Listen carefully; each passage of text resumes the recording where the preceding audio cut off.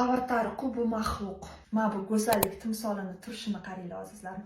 Go'zallik timsoli. Endi sizlar tomonidan go'zallik standartlari shunaqa-da va sizlarning go'zallik standartlaringga to'g'ri kelmayman. To'g'ri tushunaman. Roziman, yana bir marta avatarga o'xshaysan deb yozib ketishing mumkin. Eng asosiysi menga o'xshaysan deb yozmasang bo'ldi. Rahmat.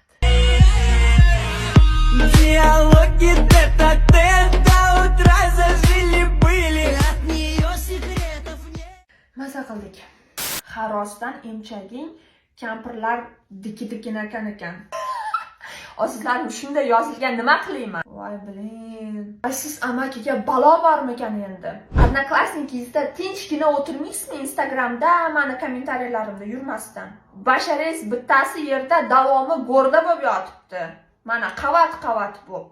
Tabiat xatosi deb tabiat qo'ynida turib bitta tapchikacha yozib olibdi.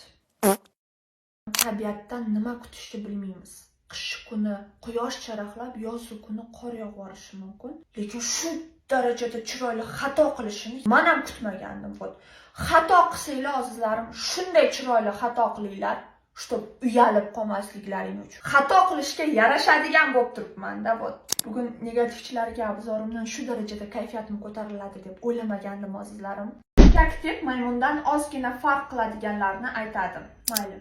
Shunday ham deylik. Nimaga unda sen, kommentariyamdagi seni pododoshlaring, даже shu maymundan farq qilishni ham eplolmayapsizlar. Nimaga?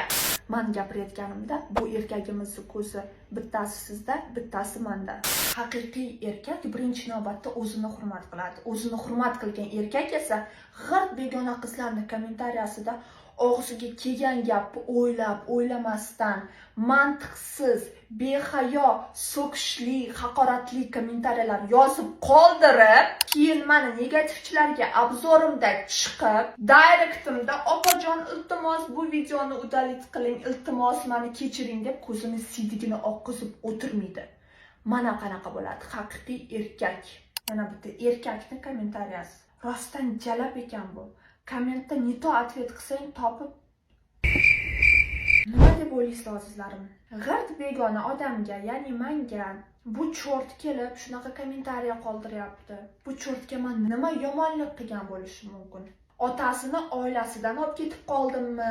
Yo, men bu garshokcha cho'lkasini men kesganmanmi? Jajdasi qolib ketgan bo'lsa.